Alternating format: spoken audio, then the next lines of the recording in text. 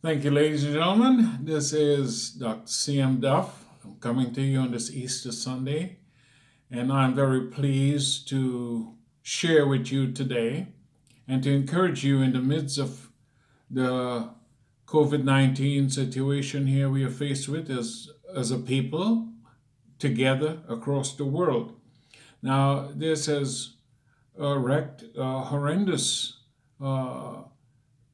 horrendously upon the cities, the countries, the nations, and so many people are dying. So many people are just being pained at this time. It's difficult to share the level of pain people are going through. However, we must encourage each other during this time. So it's my desire today to encourage you, especially on the day that we all celebrate as the day that Jesus arose from the grave. But before I do that, going to the message today, I just want to take a little time out to just mention this young lady that really influenced the world, the 16-year-old Greta Thunberg, and what conviction of courage this lady has. What a charming little lady that got up and declared that the planet really was in trouble. The environment was in trouble, and we were going downhill. And the politicians, they laughed at her, presidents laughed at her. She went before the Security Council of the United Nations and the General Assembly, pardon me.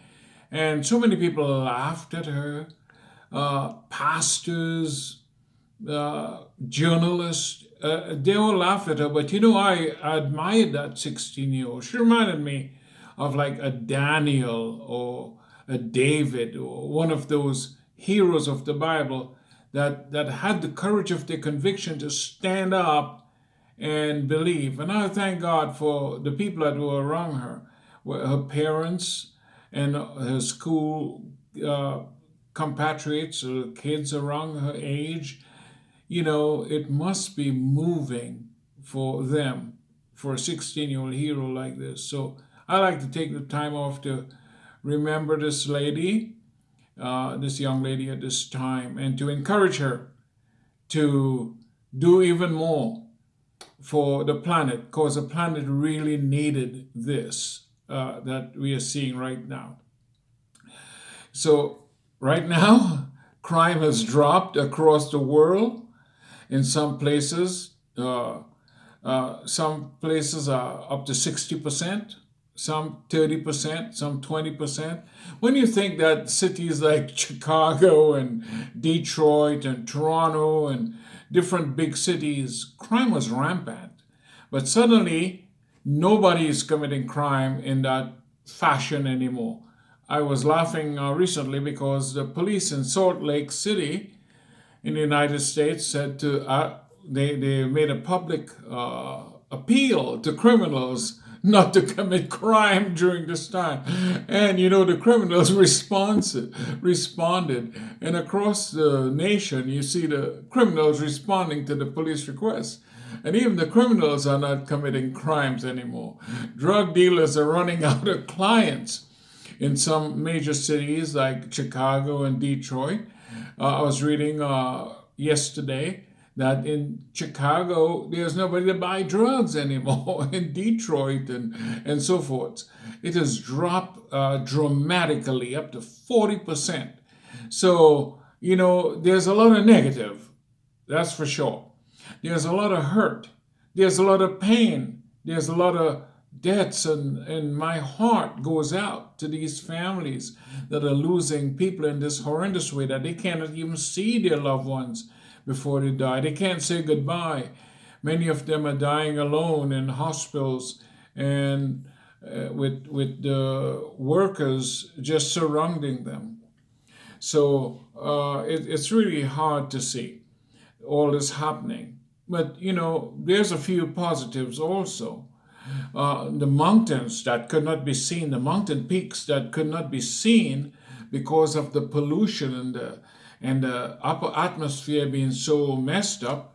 Suddenly, the people in northern India could see the Himalayas and peaks that were never been seen in a generation. Just imagine that, ladies and gentlemen. In one generation, they lived there every day and conducted themselves, but couldn't see that mountain peak afar off. But now they can, because the atmosphere is being cleansed. Rivers are being purged. I read also about in Venice, the dolphins are coming back up the river, and you can see the fishes and the water is clearing out. And not only in Venice, but in South America, in different places where life has come to a halt, nature is beginning to purge itself. And so these are few of the positives that are happening. The ocean is renewing itself every day, spewing out all that garbage and junk along the shoreline. It's all been happening. Their environment is having a restful renewal. So, yes, there is pain, but amidst the pain, there's also a silver lining. Because cities have breathable air again. New Delhi and in China and some of the big cities, where there's so much constant pollution in Europe and different cities, suddenly the pollution has gone down, vanished in some places. Air is breathable again. Some of the deadly particles in the air that rest in the very tissues of the body is now being scrubbed from the air. Casinos, hellholes, dens of filth and depravity are shut tight. I was talking to a brother recently, a couple of days ago, and he was saying, I don't know what to make of this situation, Brother Duff. I said to him, life is never going to be the same again. I said, there won't be a whole lot of prostitutes on the street again. All these hellholes and depravity pits are going to be cleansed. And he started laughing and shouting because he says, that gives me a lot of thrill. The ozone layer is thickening once again. And given a chance, our planet will restore itself. Animals are freely roaming neighborhoods again. Saw something of some goats came out and they're roaming in some cities again because human activity is slowed down. And there are so many manifestations of a purge at work here. The earth is enjoying its Sabbath. It needed this Sabbath. And hopefully when it's over, we are better for it. The politicians, when they laughed at Greta, they said this can't be done. We can't shut down our polluting cities. We can't shut down the chimneys. We can't shut down. Well, they're forced to do it now. And the earth is enjoying a Sabbath. And when you add it all together, all the days that we are going to go through this, and you divide it by 4, for every 4 days, that's a month that the earth is enjoying a Sabbath. And when this is stretched out, we don't know how long it's going to last. The earth will renew itself. Our planet is going to be a lot better. Yes, we are sorry for the dead. We are sorry for the victims. But something else is, so there's a negative and a positive in this. And let's try to see the positive. Today, Easter Sunday, many churches are sitting empty. And people are coming to the awareness that the Bible says that they that worship God must worship Him in spirit and in truth. You see, the empty churches are proving a point. It's proving it's all bricks and stones and without humans in there, without us to worship God. We are the ones that worship God. It's not the bricks. It's not the stones. It's not the big edifice and the multi-million-dollar cathedrals. It's cold, dead, and empty right now. But man is still worshiping God. Man is still reverencing God on this Resurrection Sunday. And I want to tell you, I'm very, very pleased at how people are responding to this. So today, without further ado, I want to go to the scriptures. I don't want to sound like a politician or anything, but I had to bring you up to date as to what's happening here, and so that we could discern the times. You know, Jesus said one time, he sat down on Mount Olives and he said, "Oh, Jerusalem, Jerusalem." He looked down at Jerusalem and he says, "If only you had known the times of your visitation. If only you had known who's in your midst. If only you had known, you'd have repented in sackcloth and in ashes." And it's the same thing, you know. If only they had known when that child, 16-year-old, stood up before the United Nations and declared that the planet is in trouble. If they had only known, they would not have scoffed at her and mocked her. And that's the same thing. I'm not equating her with Jesus or anything like that, but I'm just telling you that there's a relevance in a messenger being able to speak to the powers that control industry, commerce, and all the different things. And this child did it. So my hat is off to you, Greta. Okay, today I'd like to read from Luke 24, verse 13 to verse 32. And behold, two of them went that same day to a village called Emmaus, which was from Jerusalem about 80 furlongs. They talked together of all these things which had happened. And it came to pass that while they communed together and reasoned, Jesus drew near and went with them. But their eyes were holden or limited, that they should not know him. And he said unto them, "What manner of communications are these that ye have one with another as ye walk, and are sad?"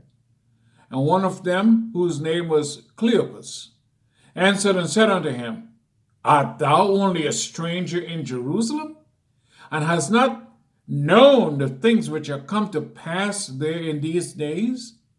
And he said unto them, "What things?" And they said unto him, "Concerning Jesus of Nazareth, which was a prophet, mighty in deeds and words before God and all the people, and how the chief priests and our rulers delivered him to be condemned to death, and have crucified him.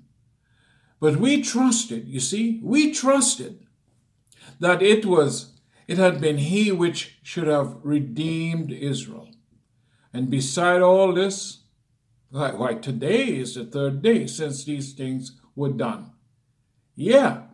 And certain women also of our company made us astonished, which were early at the sepulchre. And when they found not his body, they came, saying that they had also seen a vision of angels, which said that he was alive. And certain of them which were with us went to the sepulchre and found it even as the woman had said, but they saw him not. Then he said unto them, "O fools, and slow of heart to believe all that the prophets had spoken." Ladies and gentlemen, this just moves me. And how is it equivalent to this hour? Because people are not seeing the bigger picture. Just the same way that they did not sift through the pile of fluff and seeing the real issue, the real truth in that day. It's the same thing is happening today. Then he said to them, "O fools, and slow of heart to believe all that the prophets had spoken. Ought not Christ to have suffered these things and to enter into his glory?" And beginning at Moses, from the time of Moses, and all the prophets, all the relevant scriptures, he expounded, he preached unto them in all the scriptures the things concerning himself.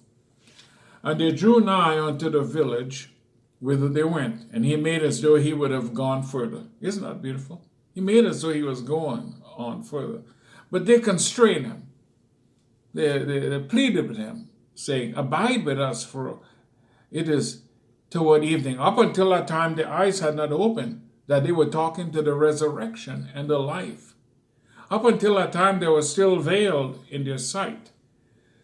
So they constrained him, saying, Abide with us, for it is toward evening, and the day is far spent.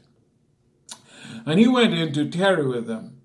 And it came to pass, as he sat at meat with them, and took bread, and blessed and brake, and gave to them, their eyes were opened. Their eyes popped open.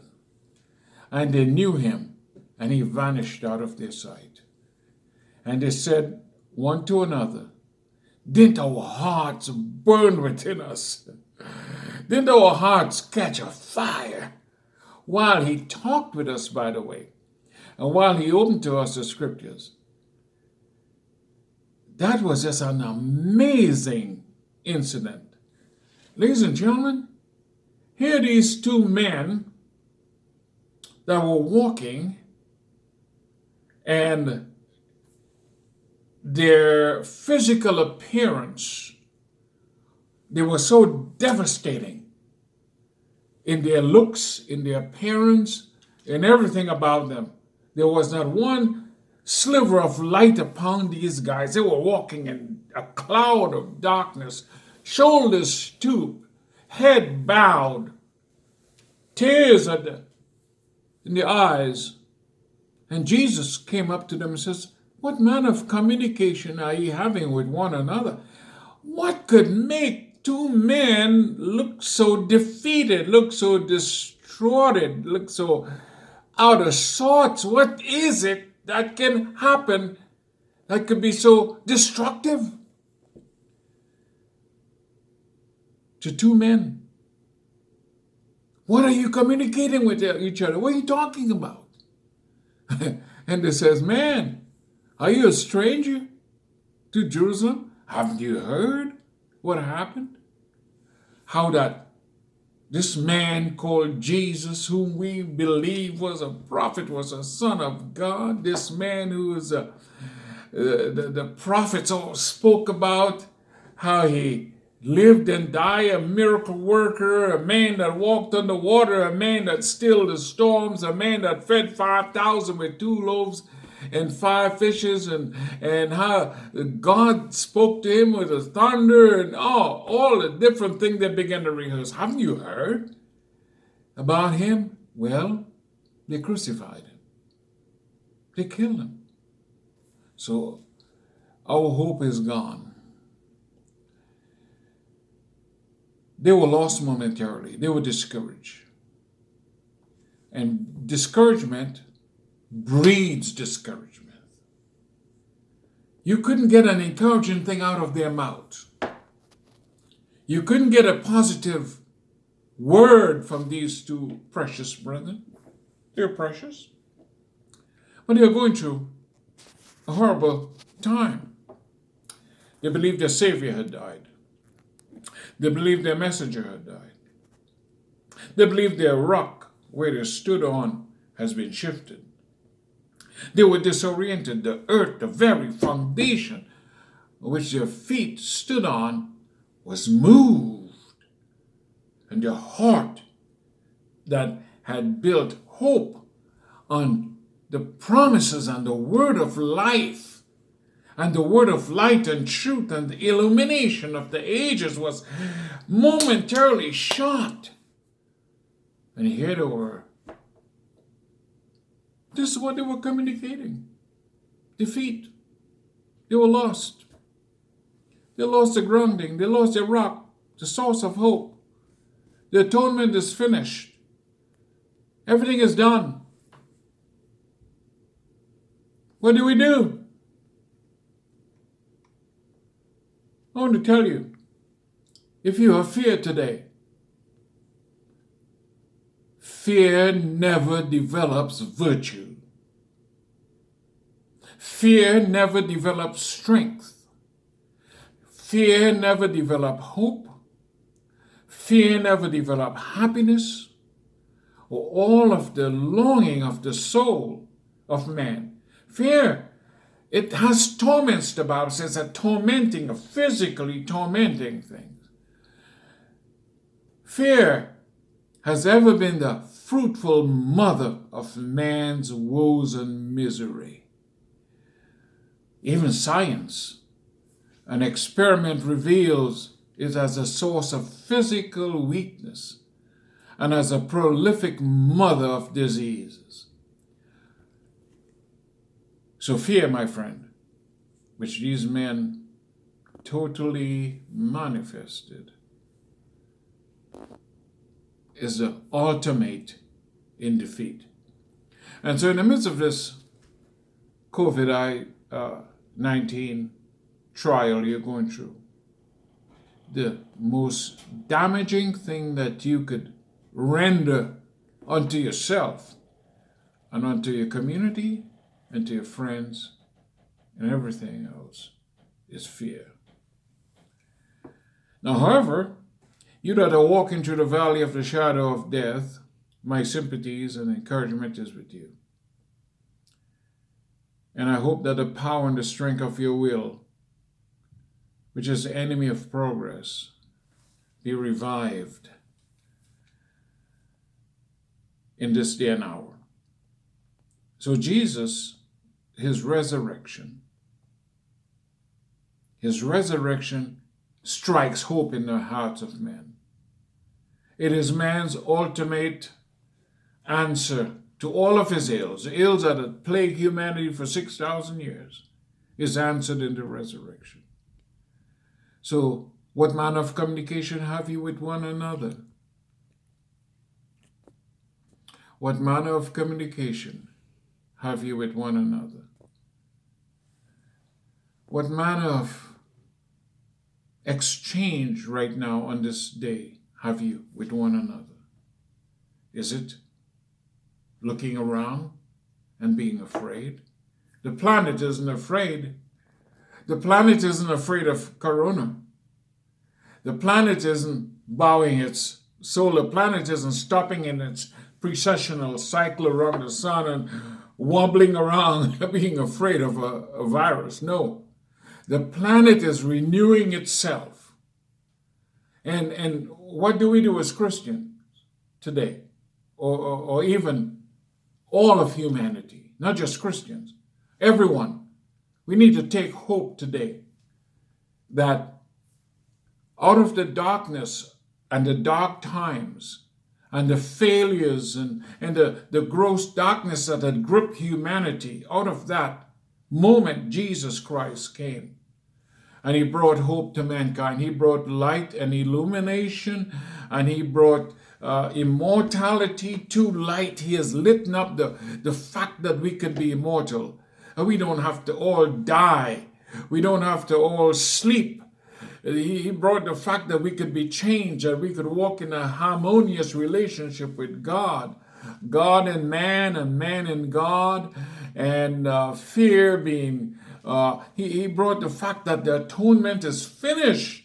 And when the soul comes in harmony with God and unity with God, that we are one with the vine, and we are one with as a temple of God, one in harmony and unity back to God. That's what Jesus came to restore us back. As many as receive him, to them gave he power to become sons of God.